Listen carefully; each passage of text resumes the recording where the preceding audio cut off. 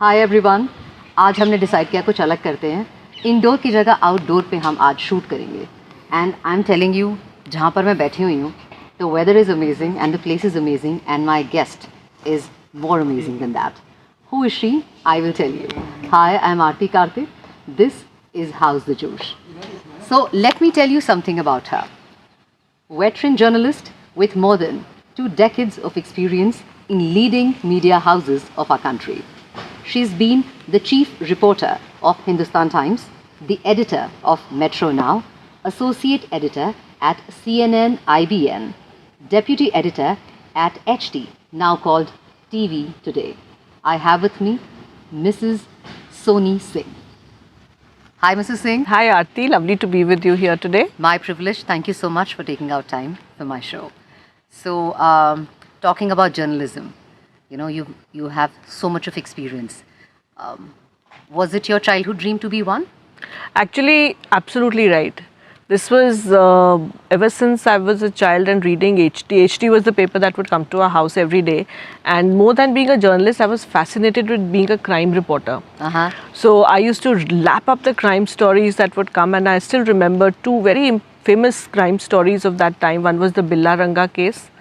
If you you may not, people of your generation may not recall it, but this was a sensational double murder case of this young brother sister at Buddha Jayanti Park in the 70s. And another case which I remember was the kidnapping of these diamond merchants. So these 2 stories I remember so vividly, reading about them in the newspaper, the headlines. So growing up, I was also a big fan of crime fiction. So it was a natural progression for me, because English being my favorite subject, and it just fell into place. Everything just fell into place, and I ended up being the crime reporter at Hindustan Times, the paper that I had grown up reading. So it was like a real dream come true. So how was it when you wrote your first article for the paper which got published?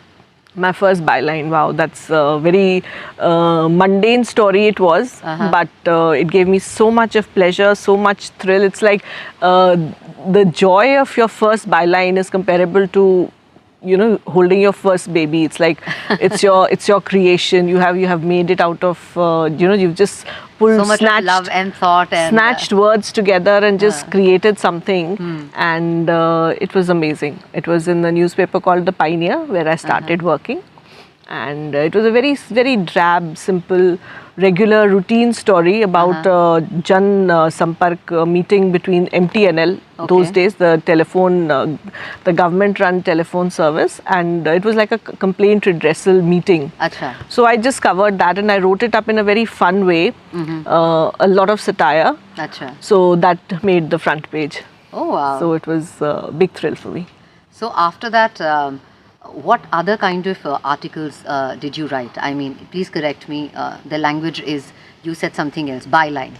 Yes, the byline. So I should use that particular word while asking you what else did you write in terms of bylines, or did you shift from there to your favorite crime, reporting? Yes, I grew.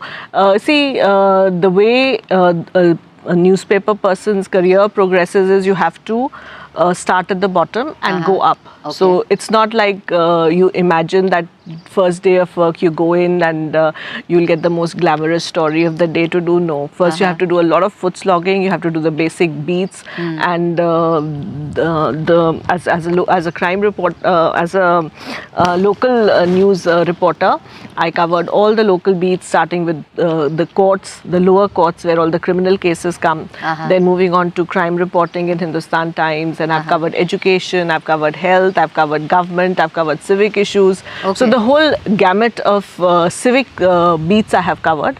Beyond that, I have also written about aviation, I've written about the hospitality industry. I have covered the most sensational murder cases of the past last few years of the previous century and the first few years of this century.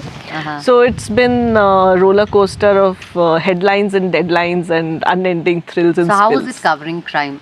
Is it what we see on TV, or is it far from that? Reality, something different?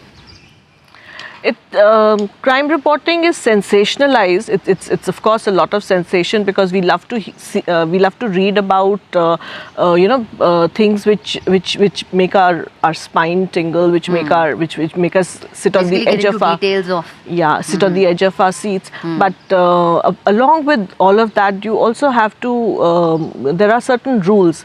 For example, in kidnapping cases, we generally would try and avoid reporting them if there's a ransom demand, if there is any threat to a child's life, a person who has been kidnapped, if there's any threat to his life, and if you report it, and your reporting can endanger the kidnapped person's life. So the rule is you try and avoid reporting that. Similarly, for rape cases, you avoid naming the victims.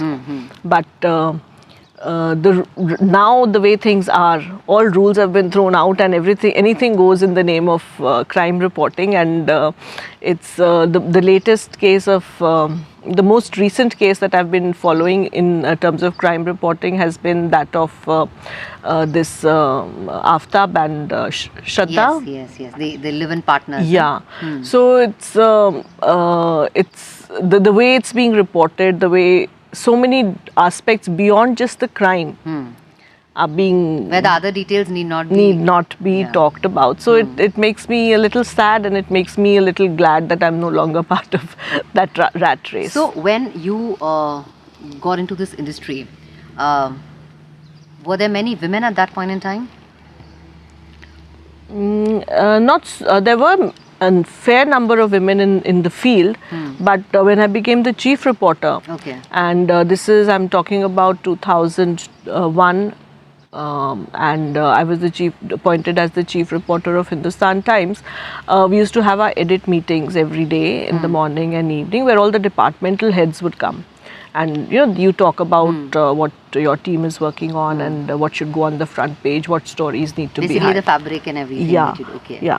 So I was often the only woman in the room. Okay. So women were there, but at that position it was you. The higher levels there were fewer women. The dropout rate was high. Okay. And more women were on the desk than out reporting. Okay. Any experience of your that's something that you covered? I remember the other day I had a conversation with you. You said that you just packed your bags and you just left to cover a war zone, and you said, I have to do this. So tell us something about it. So this was in the earthquake that happened in Gujarat.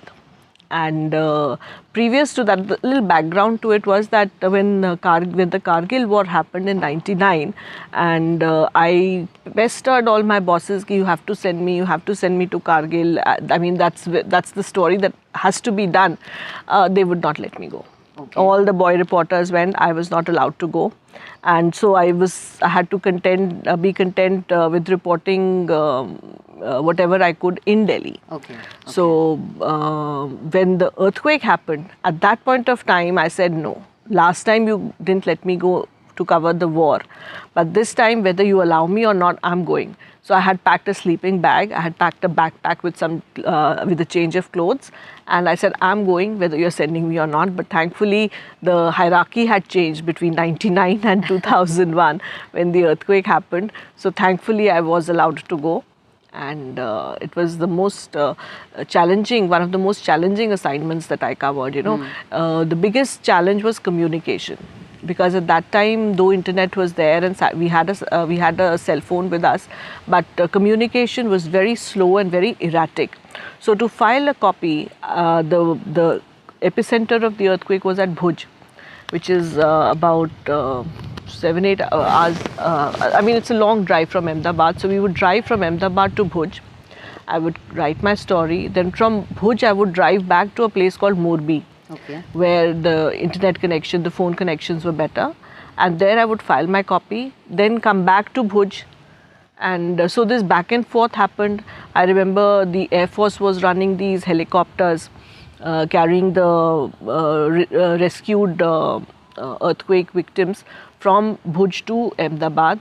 So I would hitch a ride on that helicopter, go to Ahmedabad, file my copy from there, come back again with a new taxi, a new driver, because the drivers also gave, put their hands up, ki, we can't do more driving around with you. So in terms of the way the way we had to struggle to send our copy in was a big challenge. The other challenge was a place to stay.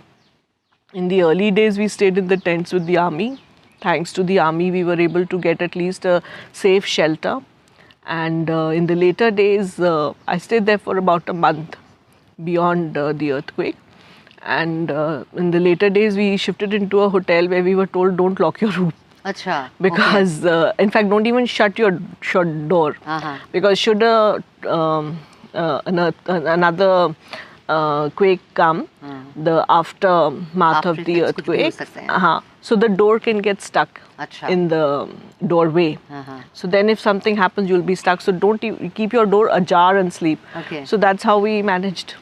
But you managed. Yeah, but it was the most exciting assignment. So given a chance, would you want to go back when your kid grows up a little more? Now you're looking after her, she's 12, 13. So does it ever occur to you?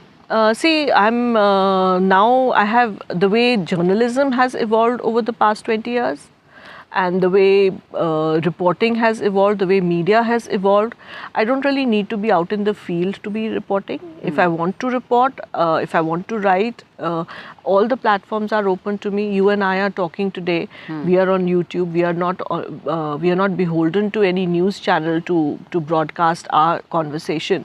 So my writing also in the same way. If I have, if something really moves me to write, I can write about it on social media. I can write about it on my blog.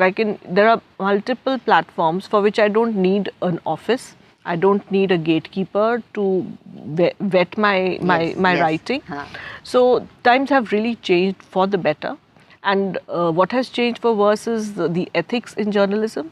So even though if I were to get a chance, I don't think I'd like to go back to a full-time job in mainstream media. You're enjoying right now. I'm enjoying whatever my you're life. doing. Yes, So I'm doing right much now, more. I was just reading. So you are writing now health news on a website. So that's an absolute transition, right? So how much do you read to write about something? Reading part or researching part for before you write something is immense, because now a lot of information is already on the web. So if I'm writing about a topic, a health issue for instance, the basic information is already there on the net. So anyone who's reading my report on the health website, Happiest Health, will have access to Google. So they can get the same information anywhere else. So the challenge is that I have to give them something different. I have to give them something new. I have to give them something more concrete, something exactly what they're looking for. So the concept of health, Happiest Health, is that we bring out newsletters.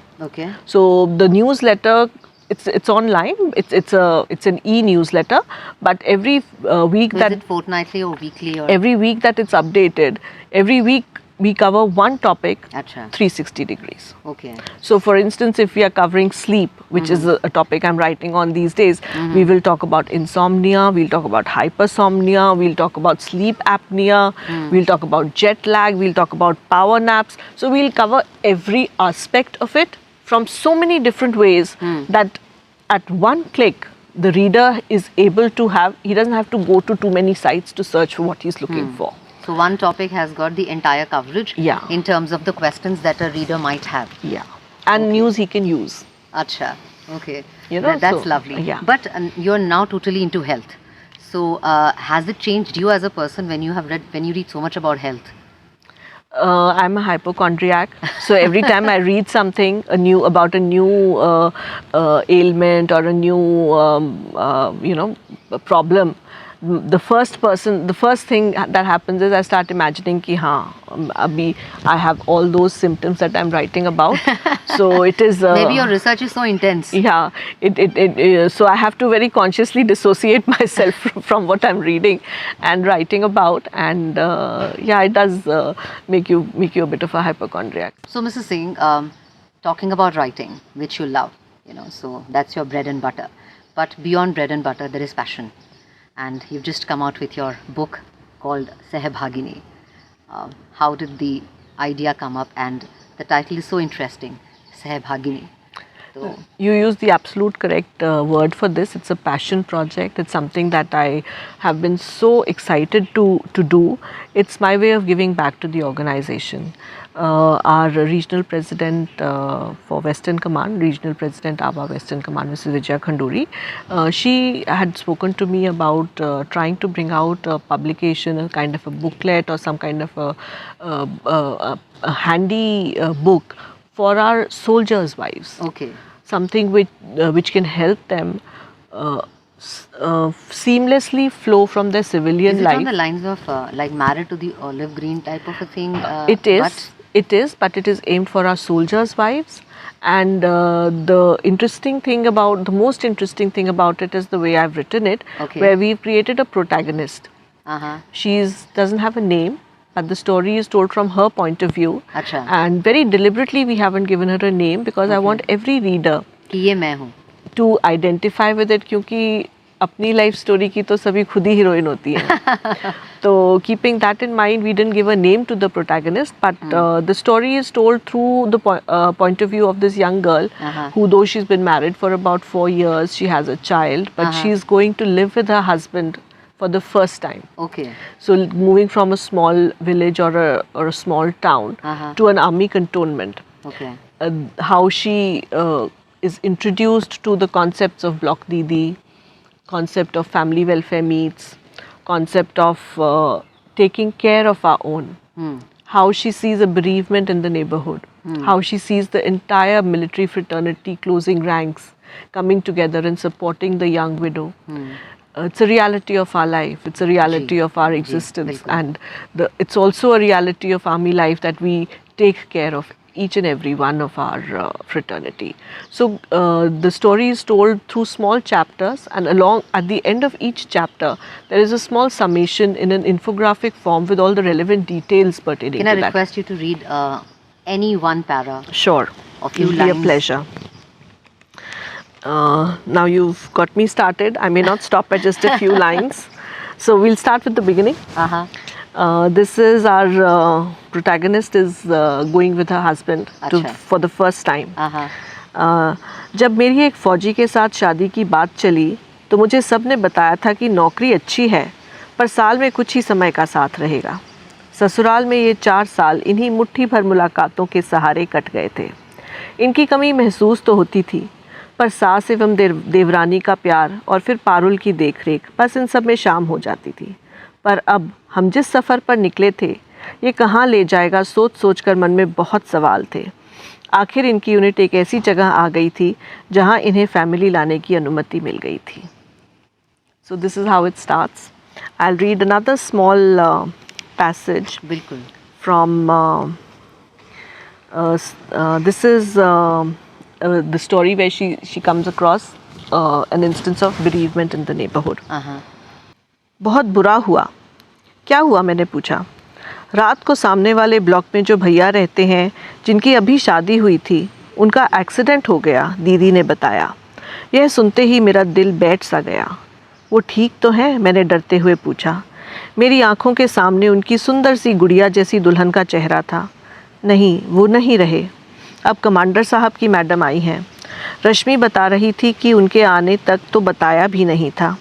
इतना ही कहा था कि accident हुआ है. Commander साहब की madam ने कहा था कि वो खुद बताएंगी. भैया की यूनिट से तमाम मेम साहब आई हुई हैं, सुरभि दीदी ने बताया.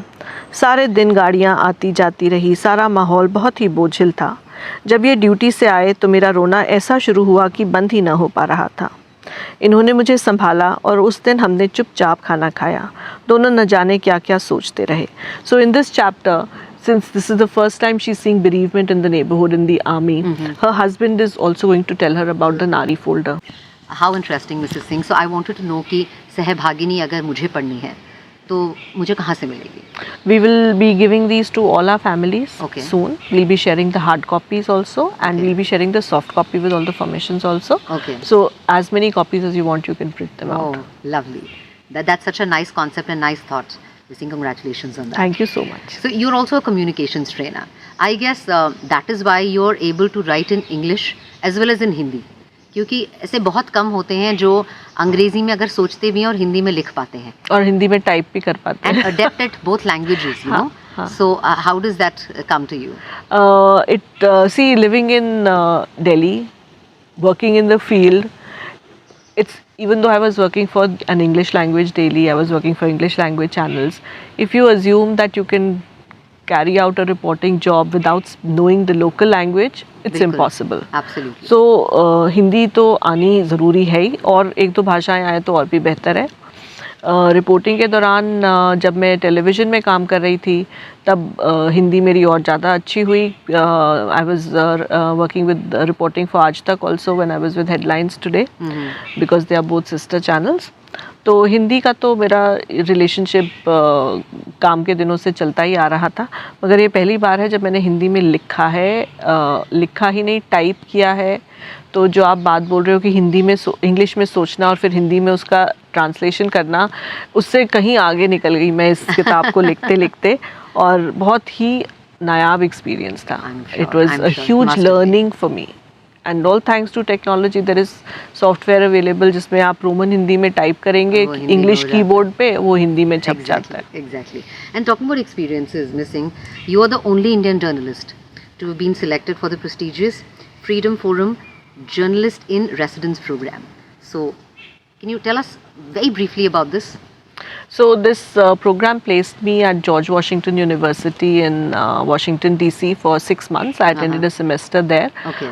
We did 3 courses. One was campaign reporting, one was technology, culture and communication, and one was culture and communication. So these 3 courses really opened my eyes to the kind of research, the kind of effort that goes into reporting, into journalism, and more than that, into interpersonal communication, into mass communication, into multiple medias of communication. So that experience enriched me so much that on my return from the US, I also came home with a stringership for one of their largest selling news magazines, US News and World Report. And apart from that, in every subsequent job that I did, the learnings that I brought from there, the basic things like fact checking, double sourcing your information, your never going on hearsay, keeping opinion out of your writings when you're reporting. You know, how to just be report. unbiased and So these basic concepts, and of course the most important and fundamental right, which is freedom of speech, the First Amendment. So all those principles came in very handy in my career as a journalist, and even now I find that the basic tenets of communication, most important of course being listening, something which we journalists really don't appreciate so much. We are more interested in listening to our own voice. So listening is the cornerstone for the most effective communication to take place. Talking about listening, I'm sure that your husband is a good listener, would be a good listener, has been supportive. Anything that you want to tell him through my show? After we got married, I decided not to change my name, and he was perfectly fine with that. So the byline that has kept me alive in my professional life continues to remain the same, and I'm just grateful to him. How sweet and simple. See, journalists can keep it short as well if they want, yeah? True. And Missing, anything that you want to tell the Fauji wives out there, you know, who are probably dabbling into different thought processes when it comes to their profession, कि बहुत कुछ है जो वो करना चाहते हैं, लेकिन because of the environment probably where the husband is posted right now वो नहीं कर पा रहे हैं, या you know some other challenges. How have you faced as a Fauji wife, and you've overcome them, and you're still doing so many things in touch with your profession? So anything that you want to tell them? Don't think of life as an army wife as a roadblock. Think of it as a platform that has come to you. You will find ways of enhancing your life. You will find ways of upskilling yourself. You will find avenues for expressing yourself and finding the right opportunities. It will all come to you. Have patience and remain positive always. How sweet. On that note, thank you so much, Missing. It was wonderful and a privilege to have had this conversation with you. Thank you so much, Aarti. Lovely talking to you. What a lovely insight into the life of a journalist. I think the best part, the takeaway for me today is that कि उसी industry में आज तक भी कायम रहना, in spite of not being in the mainstream industry, what Mrs. Singh is doing is absolutely wonderful. And I want to wish her all the best for her book Sahbhagini, and I also want to wish her that please take out some more time and write your second book very soon. On that note, thank you to all my viewers. This is me Aarti Karthik saying please like, comment and subscribe to my channel. Thank you so much.